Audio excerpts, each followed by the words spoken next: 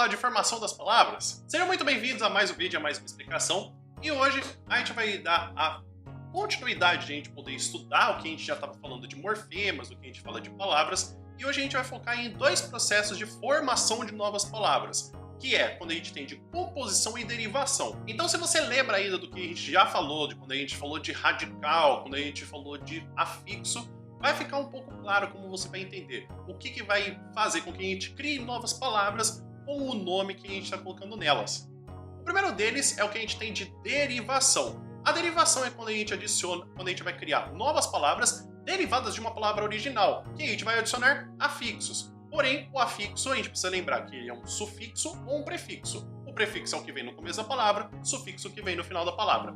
Para você poder entender uma ideia de uma derivação, seria o caso de eu pegar a palavra valor e criar valorizar e desvalorização. Tem uma palavra e por sufixação eu tenho valorizar e por prefixação e sufixação, desvalorização. A derivação prefixal ou derivação de prefixação é quando eu tenho o acréscimo de um prefixo no radical. Se eu tenho, por exemplo, a questão da palavra feliz, eu adiciono um in no começo, que é um prefixo, e eu formo a palavra infeliz. A derivação sufixal ou sufixação eu tenho quando eu adiciono um sufixo na palavra original. Por exemplo, se eu pego a palavra faca e eu coloco facada, esse DA, que é esse sufixo, fez uma derivação sufixal. A derivação prefixal e sufixal significa que eu estou adicionando um prefixo e um sufixo na mesma palavra para poder criar uma nova palavra. Isso significa, por exemplo, se eu tenho a palavra igual, eu posso criar a palavra desigualdade. O des como um prefixo e o dade como um sufixo. A derivação parassintética vai mais ou menos em choque com o que a gente acabou de ver de derivação prefixal e sufixal. Por que acontece é o seguinte, quando temos uma derivação prefixal e sufixal, a gente consegue tirar o prefixo e o sufixo e entender a palavra. Eu vou manter como base o exemplo que eu usei nessa explicação, que é o de desigualdade.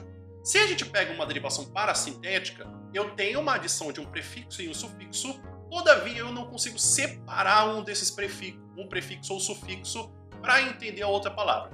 Por exemplo, se eu pego a palavra ajoelhar, eu não consigo nem tirar o A que tem no começo de prefixo para entender o joelhar, e eu nem consigo tirar o ar do final para ficar ajoelha.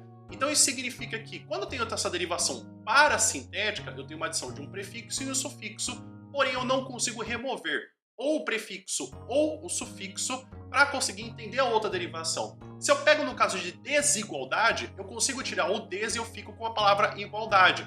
Assim como se eu coloco desigual, faz uma palavra com o sentido que tem nela somente. Então a derivação sufixal e prefixal, eu consigo separar os sufixos e prefixos, eu mantenho a palavra, e a derivação parassintética, eu adiciono o prefixo e o sufixo ao mesmo tempo e eu não consigo retirar um ou outro.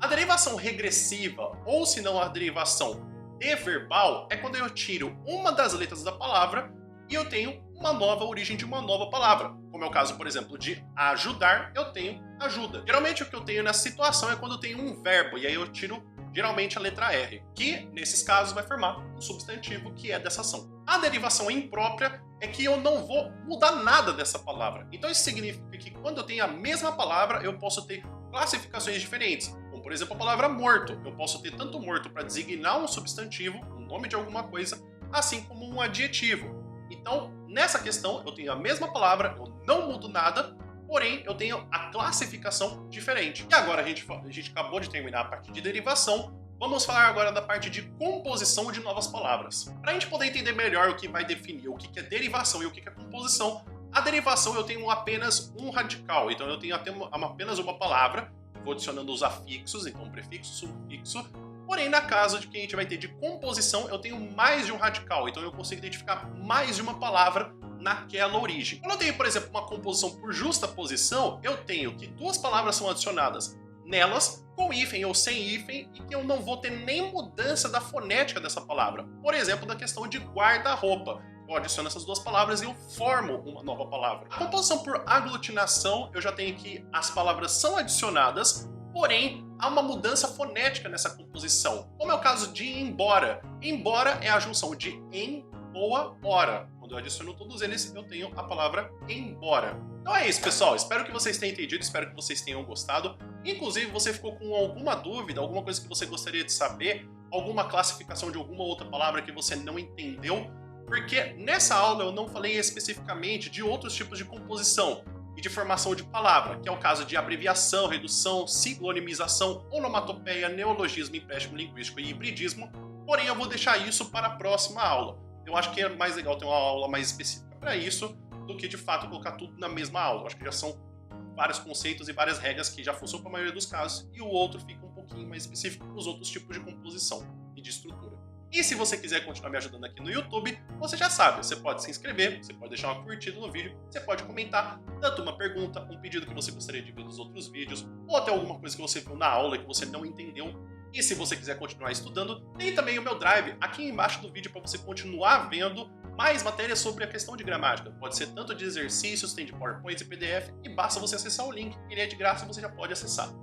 E se você quiser vir estudar comigo, tem também o meu curso de gramática, que tem também exercícios para você poder fazer de vestibular, tem testes, tem tarefas, tem explicações, exercícios que você faz comigo, exercícios que eu proponho, e não só da parte que você tem da questão do primeiro ano, mas também voltada para a questão de concursos e vestibulares também.